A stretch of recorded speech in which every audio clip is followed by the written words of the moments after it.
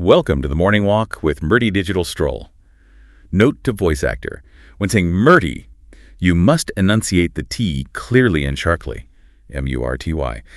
Do not soften the T into a D sound. No Murty. I am your strategic auditor, operating today as the architect of Antaryami. And I am your wisdom seeker, stepping in as the mentor of the Antaryami VA Academy. Right.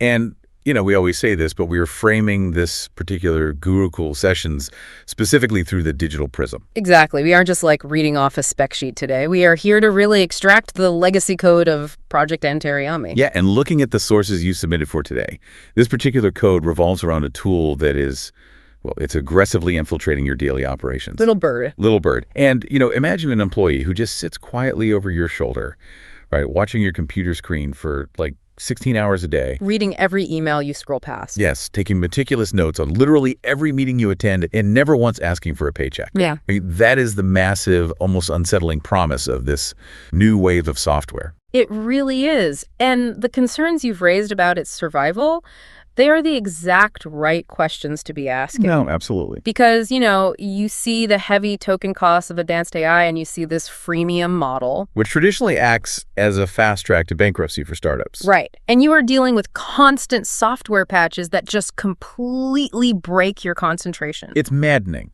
Yeah. It is completely natural to wonder if you are basically building your workflow on a house of cards. Yeah, and we have to look at this through the lens of your reality on the ground because you are overseeing the Arikirevula Branch. That's right. You're in the trenches, training the trainers, sustaining those 14 to 16-hour monster workflow sessions. And the cognitive endurance required for that is just immense. It is. You simply cannot afford to invest your time or, your branch's operational integrity into a digital tool that might just run out of server funding and vanish tomorrow. Exactly. So before we really dive into the structural audit of their finances, let's examine the underlying architecture. Yeah, let's unpack that. Because what is Littlebird actually trying to achieve that makes it so wildly resource intensive? I mean, they position themselves as a full context AI assistant. And that phrase, full context, it represents a complete departure from how we've interacted with machines for the last decade. Right, because standard language models, like your typical chat GPTs or Claudes, are essentially, they're stateless entities. Exactly. Every time you open a new chat window, you're talking to a highly intelligent entity that has complete amnesia. Total blank slate. Yeah. It has zero persistent memory of your environment, your goals, or what you even did 5 minutes ago. Right, so it requires the user to constantly build the bridge. You have to physically copy and paste the email thread. Upload the PDF. Yes, and type out a whole paragraph explaining, I am working on the Arikirevula training module, and I need you to act as an expert in behavioral conditioning. You're setting the stage manually, over and over again. It's exhausting. And think about the cognitive drain of doing that during a 16-hour monster session. By hour 12, your brain is fatigued. Oh, completely fried. So the friction of having to meticulously brief an AI before it can even help you often outweighs the benefit of the help itself. Right. And Littlebird attempts to eliminate that friction entirely. Yes. You don't bring the context to the AI, it captures the context ambiently. Which is wild. It just sits in the background of your operating system, capturing text, visual elements, audio. Everything. I always look at standard AI like hiring an external consultant. Oh, that's a great analogy. Because every single time that consultant walks into your office, you have to stop your actual work, sit them down, and give them a 30-minute briefing on the history of the company and yesterday's crisis, just so they can offer 5 minutes of decent advice. It's wildly inefficient. It really is. While Littlebird, on the other hand, functions as an embedded employee. It's the true embodiment of a second mind. Right. It sits in the corner of your digital office, taking notes on everything you do. So when you finally turn to it and ask, how should I reply to this email from the lead trainer? It doesn't need a briefing. Exactly. It already parsed the history of the project from your screen 3 hours ago. And this brings us to the core structural problem, and really where I start looking for red flags. The compute costs. Yes. Watching a screen 24/7 requires an unbelievable amount of compute. Cloud computing is brutally expensive. And when an AI reads data, it processes it in tokens, right? Which are roughly equivalent to fragments of words. So a tool reading your screen all day is processing millions of tokens per user, per day. Millions. Which forces the question, how does a startup offer this for free without immediately bleeding to death. I mean, I've seen this exact trap kill dozens of AI startups. Oh, yeah. They offer a free tier, the tool goes viral, the token costs just absolutely skyrocket because users are generating massive amounts of data. And then the company's server bills outpace their venture capital in a matter of months. It's a classic story. But Littlebird's freemium model isn't just a free-for-all. Right. The free tier is a highly calculated hook because they need you to experience the magic of an AI that already knows what you are working on. Because once you experience ambient context, going back to the copy and paste method just feels archaic. Completely. However, they do place hard guardrails on the heavy lifting features. Right. They restrict what they call max mode and complex image generation. Yes. They force the power users, the people pushing the system to its absolute limits, into paid tiers like Pro and Max. And those subscription fees subsidize the broader infrastructure. But, and this is the thing, even with those subscription revenues, the math still doesn't add up. Wait, why not? I mean, a $20 or $30 a month subscription from a power user seems like it should cover a fair amount of processing, right? You'd think so, but no. Because API costs are astronomically high when you are dealing with state-of-the-art models. Oh, right. API costs are the fees Littlebird pays to the underlying AI laboratories like OpenAI or Anthropic every single time data is sent to their massive neural networks to be processed. So if Littlebird were sending your raw, unedited 16-hour screen feed to GPT-4 every single second of the day. Exactly. A $30 subscription would be eaten up in a matter of hours. Wow. Okay, so there has to be a mechanism filtering that data before it hits the expensive API. Yes. And this is where the engineering illusion comes into play. Okay, I love this part. If they are constantly observing the screen, they can't be calling those expensive, massive models. They must be using a tiered architecture. Like, they are likely running a tiny, incredibly cheap local model directly on your machine. Or on low-cost servers, yeah, just to log the activity. That's the crucial distinction right there. Yeah. These smaller models aren't trying to understand the, deep philosophical meaning of your Arikirevula training documents. No, not at all. They're just cheaply recording that the documents exist. Yeah, they're just turning the text on your screen into a compressed searchable index. It's essentially a bouncer at an exclusive nightclub. Yes, I love that. The bouncer standing at the door checking IDs doesn't need to be the CEO of the hospitality group. Right. Checking IDs is a low-cost operation requiring minimal intelligence. So the cheap observation models are the bouncers. They quietly and cheaply log your screen activity. And they only escalate to the CEO when there's a complex problem to solve. Yes. They only call the expensive VIP manager the high-token advanced AI running max mode when you type a specific, highly demanding prompt. So when you say, synthesize all the feedback from my trainers this morning and draft a new protocol. Right. Then the cheap model packages up the compressed context, hands it over to the expensive API, the massive model turns on, solves the hard problem, and immediately turns back off. It creates the illusion of a supercomputer watching you all day. But in reality, it's a cheap digital tape recorder that only wakes up the supercomputer for a few seconds of heavy intellectual lifting. Which, if you think about it, mirrors effective human delegation perfectly. It really does. In the Antaryami VA Academy, you don't use your master mentors to do basic data entry or track attendance. No, of course not. You use simple automated systems for logging, and you reserve your master trainers strictly for high-level mentorship. Exactly.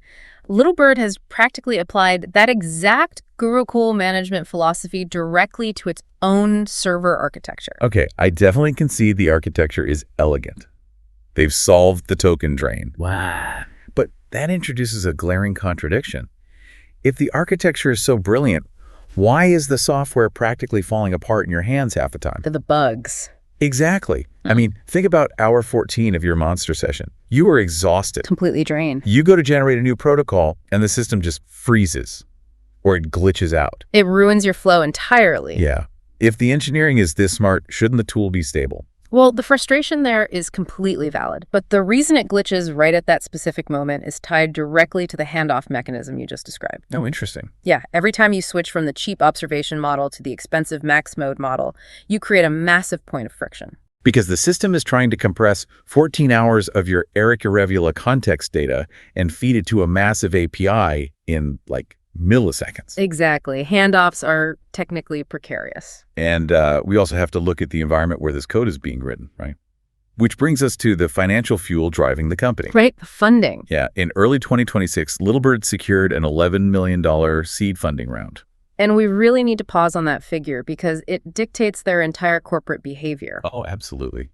In the venture capital ecosystem, a seed round is typically the very first institutional money a startup raises just to prove their concept works. Right. Normally a seed round is maybe, what, $1 to $2 million? Exactly. Raising $11 million in the seed stage is an absolute anomaly. It is a massive war chest. It changes the timeline completely. It gives them years of runway to absorb those cloud hosting and API costs while they refine the product. But to me, the amount is almost less interesting than the source of the capital. Oh, for sure. Because this round was led by Lotus Studio.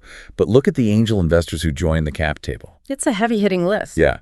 You have Lenny Rachitsky, one of the foremost product growth experts in the tech world. And Scott Belsky. Right, the founder of Behance and Adobe's chief strategy officer. And those individuals don't invest in neat parlor tricks. No. I mean, Rachitsky literally writes the playbook on how to make digital products deeply sticky and integrated into daily human habits. And Belsky's entire career is built on understanding the professional creative workflow. So what is their betting logic? Why are these heavyweights pouring $11 million into a glitchy early-stage tool? Because they believe the context layer, this ambient screen reading capability, is the absolute next frontier of computing. Yeah. Think about the progression of interfaces. We went from command lines to graphical user interfaces to mobile touchscreens to conversational chatbots. Right. The investors are betting that the next interface is invisible. It's an AI that simply watches what you do and anticipates what you need. And if Littlebird can successfully own that layer, if it becomes the primary interface where you manage your work, the math completely changes. Oh, drastically. Yeah. Because in venture capital, it all comes down to customer acquisition cost versus lifetime value. Right.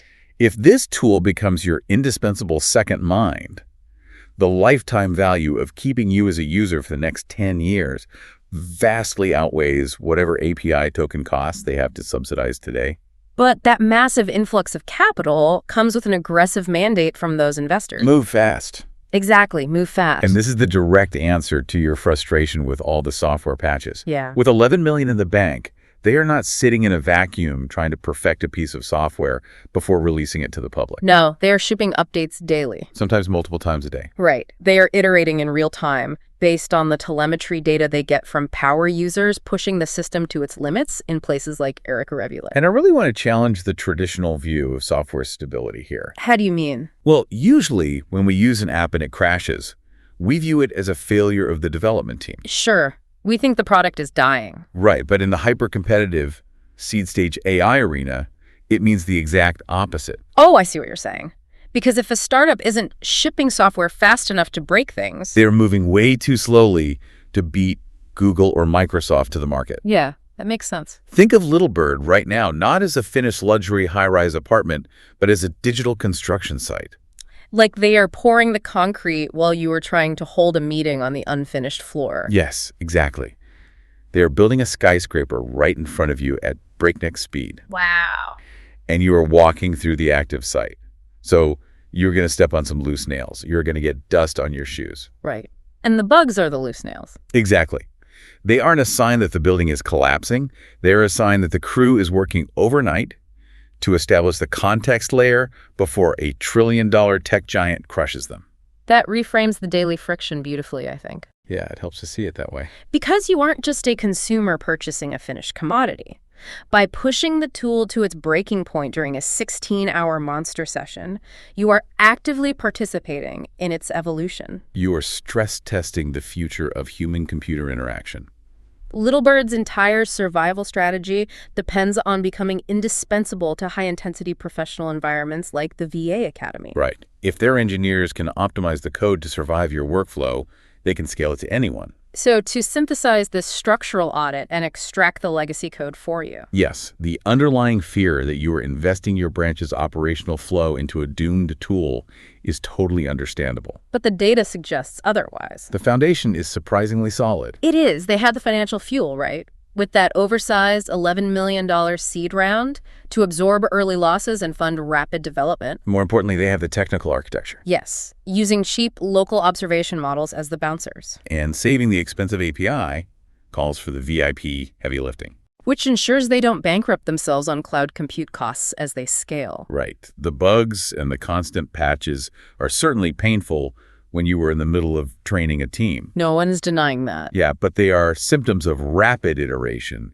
not symptoms of a dying company. The system is fundamentally designed to survive the journey. Which leads us with a much more profound question to consider as we wrap up this digital stroll. Yeah, let's look at the bigger picture. We've established that the investors are placing a massive, highly calculated bet on this ambient context layer. Because they genuinely believe this technology will become the ultimate interface. An invisible partner that watches, remembers, and synthesizes everything you do. And that forces us to look inward at the principles of Gurukul 2.0. Right. If we are moving toward a paradigm of continuous, holistic knowledge transfer, this technology acts as a massive accelerant. But it also introduces a fascinating paradox. A paradox regarding how much we outsource our own cognition. Precisely. I want to leave you with a final thought to mull over as you prepare for your next monster session. Okay, let's hear it. If Littlebird achieves its mandate, if it truly masters your 14-hour workflows, if it perfectly learns how you think, how you respond to crises, and how you manage your team, at what point does your second mind become your primary mind? Wow. Yeah, if the digital partner can effortlessly recall every detail of a project from 3 months ago and instantly draft a strategic response. It drastically changes the value of human memory in the workplace. It changes everything. I mean, how will that fundamentally alter the very nature of how you train your human trainers tomorrow at the Arikirevula Branch? Exactly. Will you still be training them to memorize protocols and execute tasks? Or will you be training them entirely on how to manage, direct, and audit their own digital second minds? That is the real frontier we are navigating. It's a huge shift. Thank you for walking with us today. Your rigorous questions from the front lines are exactly what allow us to extract this legacy code. Keep pushing the boundaries. Keep leading the migration, and we will see you on the next one.